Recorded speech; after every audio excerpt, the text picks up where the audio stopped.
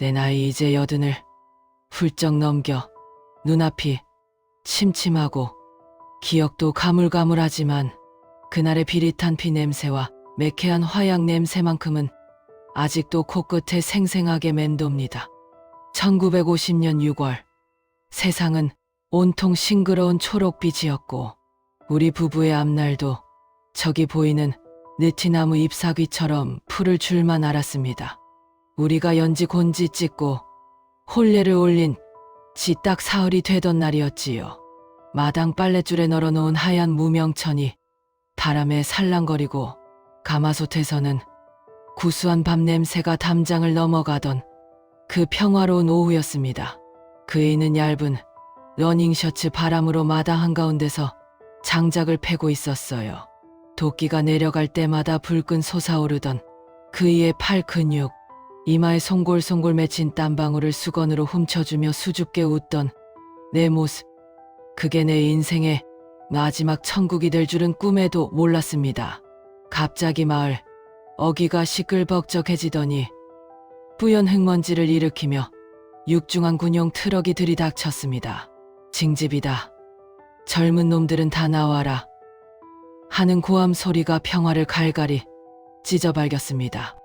갓 시집 와서 남편 얼굴도 제대로 익히지 못한 새색시에게는 청천벽력 같은 소리였지요. 따뜻한 고봉밥 한 그릇 제대로 먹이지 못했는데 이제 막정이 들기 시작했는데 이별이라니요. 그이는 겁에 질린 내 손을 으스러지도록 꼭 잡으며 말했습니다. 금방 다녀올게. 영희야. 울지 마라. 나라 지키고 금방 올게. 그게 마지막이었습니다. 트럭, 짐칸에 짐짝처럼 실려 멀어지던 그이의 뒷모습, 뿌연 먼지 속에 사라지던 그 까까머리가 내 눈에 박힌 남편의 마지막 모습이었습니다. 전쟁은 삽시간에 한반도를 집어삼켰습니다. 3일 만에 서울이 함락되고 우리는 보찜 하나 메고 피란길에 올랐습니다. 남들은 살겠다고 남쪽으로, 더 남쪽으로 도망치는데 내 발길은 자꾸만 북쪽을 향해 멈칫거렸습니다. 그 일을 찾아야 했습니다. 죽었는지 살았는지, 밥은 먹는지, 그 추운 전선에서 떨고 있지는 않은지 확인해야만 했습니다. 여자의 몸으로 전쟁터에 뛰어든다는 건 미친 짓이라고 다들 말렸지만 사랑의 눈이 먼 여자에게 두려움 따위는 없었습니다. 그래서 나는 국군 간호장교에 지원했습니다. 총 대신 주사바늘을 들고서라도 그의 곁에 전선 가까이에 가고 싶었습니다. 당시 나처럼 가족을 찾겠다는 일념으로 혹은 나라를 지키겠다는 마음으로 자원한 여성들이 1300명이 넘었다고 합니다. 우리는 군번도 계급장도 제대로 갖추지 못한 채 그저 구국의 천사라는 이름뿐인 명예를 안고 지옥 불구덩이 속으로 걸어 들어갔습니다. 내가 배치된 곳은 낙동강 전선, 그 중에서도 가장 치열했다던 다부동 전투 현장의 야전병원이었습니다. 병원이라고 부르기도 민망한 구멍 숭숭 뚫린 천막 몇 개가 전부였습니다. 그곳은 생지옥, 아니 아수라장이었습니다. 하루에도 수십 대의 트럭이 피범벅이 된 군인들을 실어 날랐습니다.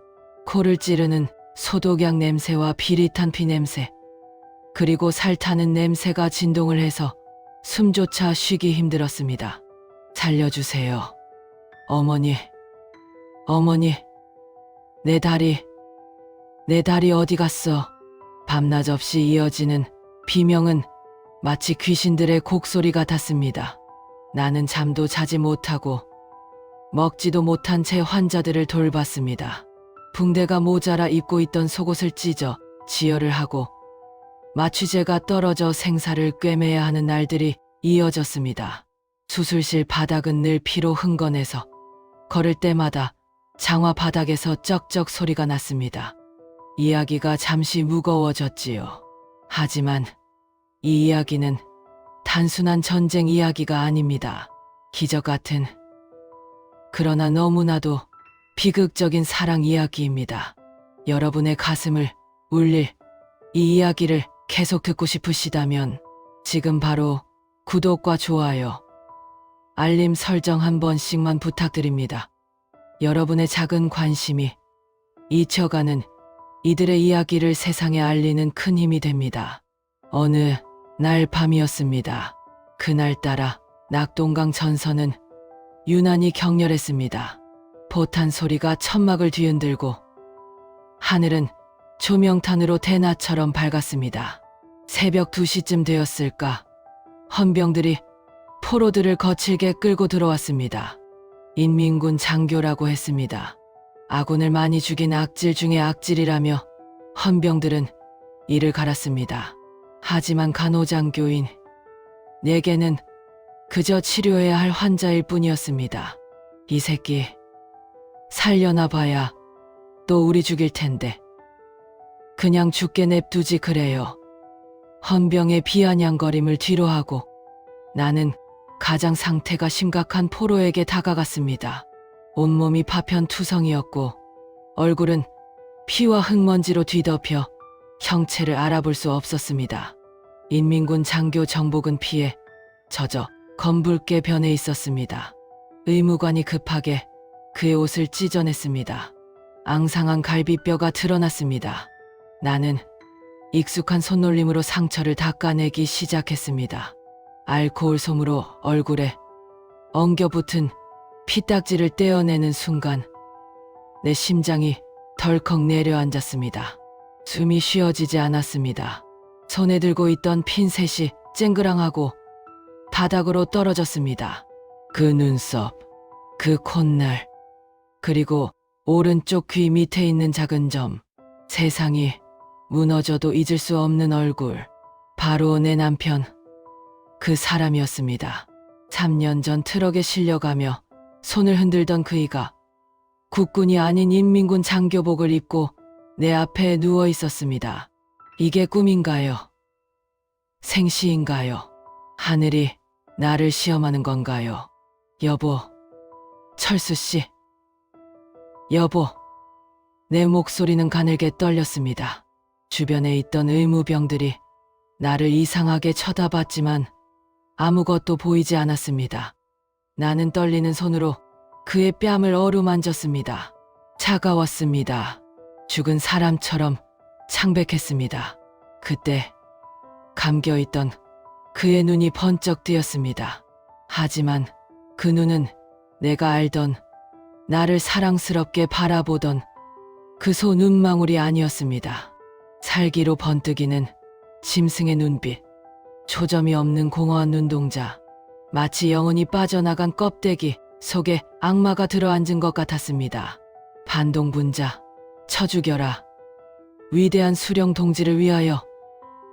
그의 입에서 튀어나온 말은 내 귀를 의심케 했습니다. 나를 알아보지 못했습니다. 아니, 눈앞에 있는 사람이 자신의 아내라는 사실조차 인식하지 못하는 것 같았습니다. 그는 마취도 하지 않은 상태에서 벌떡 일어나려 발버둥 쳤습니다. 이 새끼가 어디서 바라기야. 꽉 잡아 헌병들이 달려들어 그를 제압했습니다. 그는 짐승처럼 울부짖었습니다. 남조선 괴뢰도당을 몰아내자. 공화국 만세. 그의 목소리는 쉬어 터질 듯했고 눈에는 핏발이 섰습니다. 나는 입을 틀어막고 주저앉았습니다. 대체 지난 3년 동안 그에게 무슨 일이 있었던 걸까요? 국군으로 끌려갔던 남편이 어떻게 인민군 장교가 되어 돌아온 걸까요? 나중에 알게 된 사실은 참혹했습니다. 그이는 전투 중에 포로로 잡혔고 북으로 끌려가 모진 고문과 세뇌 교육을 받았던 겁니다. 살기 위해, 아니면 고통을 잊기 위해 그는 자신을 버려야 했을 겁니다. 그들은 그의 머릿속에서 김철수라는 인간을 지워버리고 그 자리에 공화국 영웅이라는 괴물을 심어놓았습니다.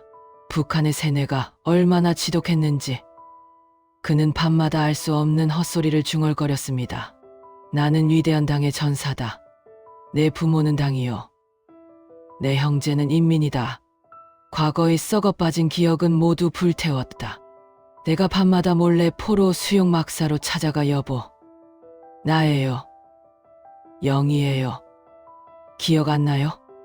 우리 결혼식 날 당신이 업어줬잖아요.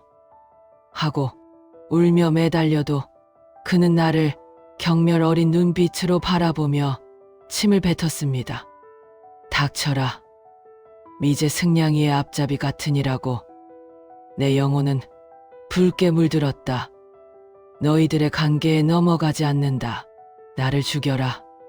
공화국의 영웅으로 죽겠다. 그의 눈에는 내가 사랑하는 아내가 아니라 처단해야 할 적군 미제의 스파이로만 비치는 것 같았습니다. 가슴이 천갈래만 갈래 찢겨나가는 것 같았습니다. 차라리 죽어서 시신으로 돌아왔다면 이렇게 비참하지는 않았을 겁니다.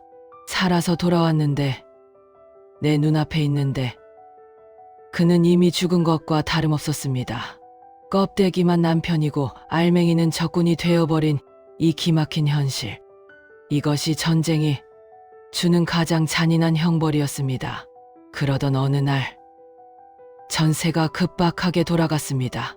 북한군의 대공세가 시작되었고 우리 부대가 후퇴해야 한다는 명령이 떨어졌습니다. 포로들은 이송되거나 상황이 여의치 않으면 즉결 처분될 수도 있다는 흉흉한 소문이 돌았습니다. 오늘 밤이 지나면 저 포로들 다 끌고 가서 구덩이에 파묻는데 병사들의 수군거림을 들은 순간 나는 결심했습니다. 이대로 그 일을 죽게 둘 수는 없었습니다. 인민군이든 국군이든 빨갱이든 반동이든 상관없었습니다. 그는 내 남편이었습니다. 내가 살려야 할 단 한 사람이었습니다. 어떻게든 그를 데리고 탈출해서 예전의 기억을 되찾아주고 싶었습니다. 달이 구름에 가려 칠흑같이 어두운 밤이었습니다. 빗줄기가 억수같이 쏟아져 내렸습니다. 하늘이 내 마음을 아는지 천둥 번개가 쳤습니다. 나는 훔친 위생병 신분증과 열쇠를 들고 포로 막사로 잠입했습니다. 경비병이 조는 틈을 타 떨리는 손으로 자물쇠를 열었습니다. 철수 씨, 쉿, 조용히 해요. 나랑 같이 가요. 그이는 나를 보자마자 소리를 지르려 했습니다. 나는 급히 그의 입을 틀어막고 귓가에 속삭였습니다. 제발 한 번만 나를 믿어줘요. 당신 살리려고 온 거야. 여기가 어딘지 알아요? 당신 고향이잖아요. 우리 집이 저 산 너머에 있어요. 어머니가 기다려요. 내 눈물방울이 그의 볼에 떨어져서일까요? 아니면 어머니라는 단어가 그 굳어버린 심장을 찔렀던 걸까요? 그의 눈빛이 순간 흔들렸습니다. 아주 찰나였지만 광기가 거치고 혼란스러운 기색이 스쳐 지나갔습니다. 나는 그 틈을 타 그의 손을 낚아채고 막사를 빠져나왔습니다. 우리는 빗속을 뚫고 산비탈을 미친 듯이 달렸습니다. 진흙탕에 미끄러지고 가시덤불에 옷이 찢기고 살이 긁혔지만 아픔을 느낄 새도 없었습니다. 서라. 저기 탈출병이다. 쏴라. 뒤에서 고함 소리와 함께 총소리가 들려왔습니다. 탕. 총알이 귓가를 스치고 지나가 나무줄기에 박혔습니다. 내 심장 소리가 총소리보다 더 크게 쿵쾅거렸습니다. 그의 손은 차가웠지만 나는 그 손을 놓을 수 없었습니다.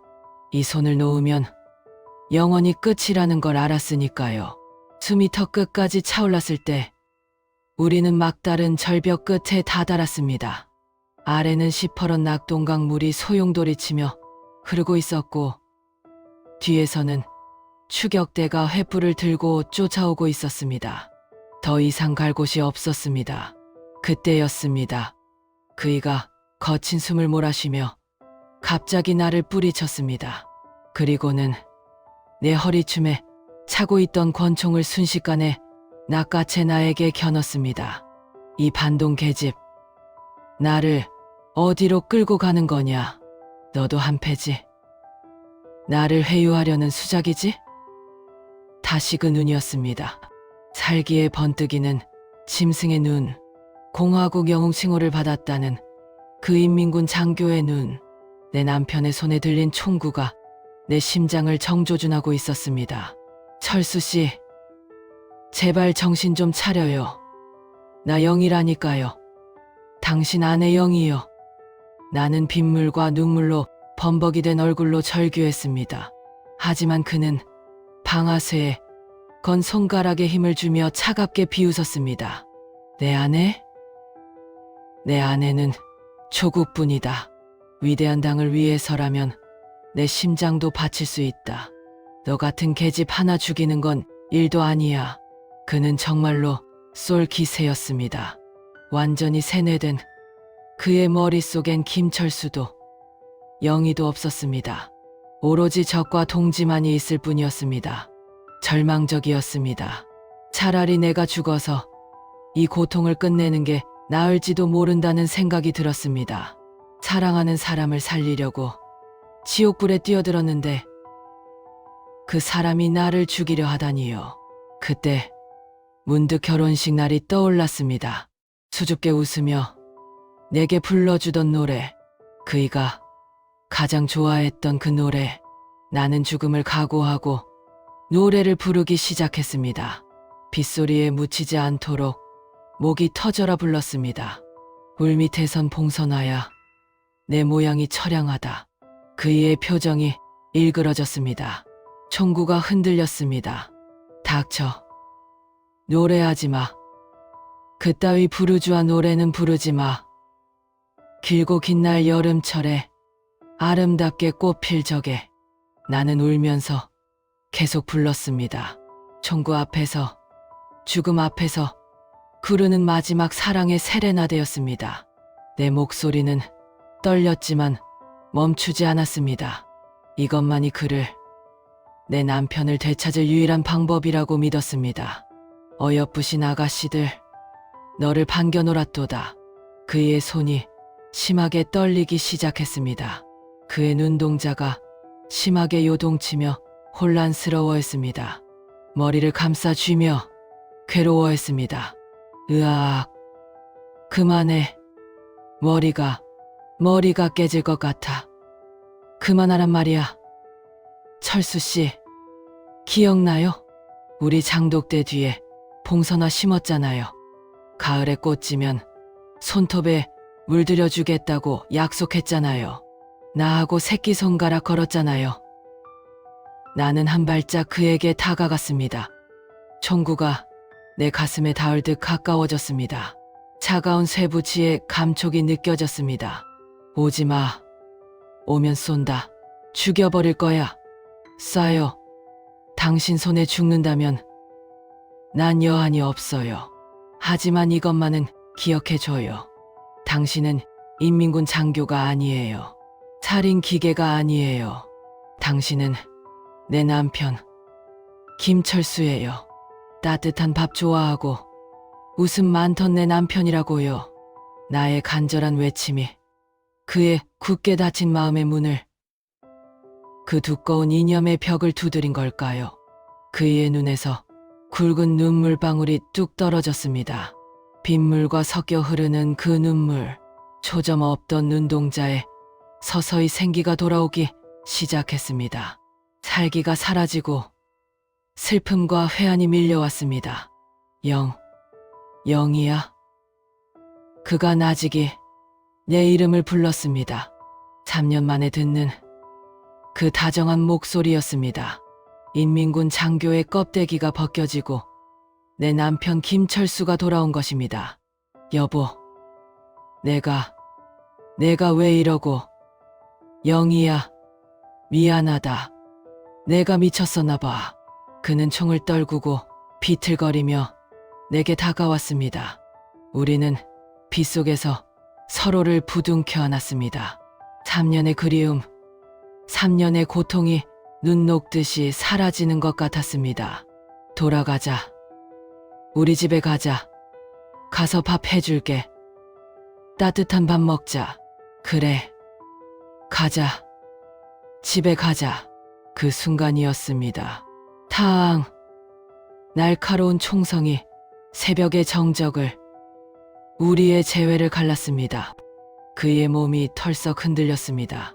나를 안고 있던 그의 팔에서 힘이 빠져나갔습니다. 그의 등 뒤에서 붉은 피가 분수처럼 뿜어져 나와 내 얼굴을 적셨습니다. 안 돼.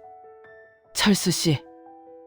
뒤를 돌아보니 추격해온 국군 헌병들이 총을 겨누고 있었습니다. 그들은 그이가 나를 쏘려는 줄 알고 인민군 장교가 국군 간호장교를 위협하는 줄 알고 발포한 것이었습니다. 내 남편을, 내가 그토록 살리고 싶었던 내 남편을 우리 아군이 쏜 것입니다. 나는 쓰러지는 남편을 끌어안고 바닥에 주저앉았습니다. 진흙탕 위로 붉은 피가 흥건하게 퍼져나갔습니다. 따뜻한 피가 내 손을 적시고 내 옷을 적셨습니다. 그는 피 묻은 손을 들어 내 뺨을 어루만졌습니다. 거칠고 투박한 손. 하지만 세상에서 가장 따뜻했던 그 손길. 영이야. 울지 마라. 아니야. 여보. 눈 좀 떠봐요. 우리 집에 가야지. 이제 막 만났잖아. 이렇게 가는 게 어디 있어. 나는 미친 사람처럼 울부짖었습니다. 그이는 희미하게 미소를 지었습니다. 입가에서 피거품이 일었습니다. 밥 잘 먹고 있으라고 했잖아. 미안하다. 약속 못 지켜서. 그의 손이 힘없이 툭 떨어졌습니다. 눈가에 고여있던 눈물이 뺨을 타고 흘러내려 빗물과 섞였습니다. 그렇게 그이는 내 품에서 숨을 거뒀습니다. 3년의 기다림 끝에 만난 남편은 채 10분의 재회를 끝으로 영원히 떠나버렸습니다. 낙동강 바람이 차가웠습니다. 나는 남편의 식어가는 시신을 안고 목이 터져라 통곡했습니다. 내 울음소리는 강물 소리에 묻혀 어디론가 흘러갔습니다. 전쟁이 무엇이길래, 이념이 무엇이길래 서로 죽고 죽여야만 하는 걸까요? 왜 우리는 사랑하는 사람에게 총을 겨눠야 했을까요? 왜 나는 그를 살리기 위해 조국을 배신해야 했고 조국은 그를 적으로 규정하고 죽여야 했을까요?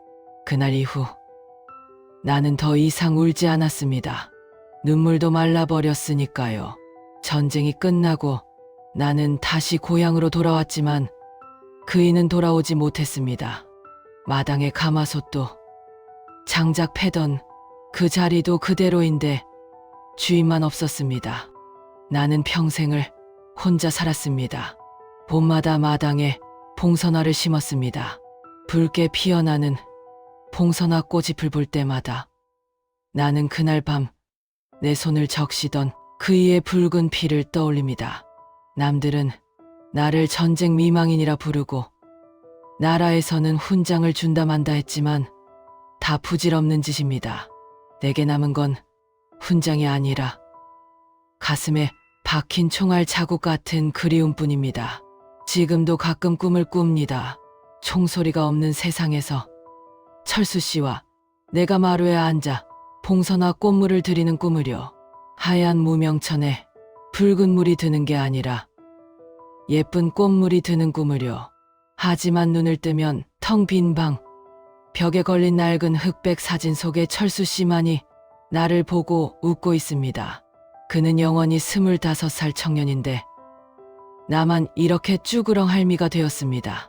젊은 양반들, 그리고 이 방송을 듣고 계신 여러분, 우리가 지금 누리는 이 평화가 거저 얻어진 게 아닙니다.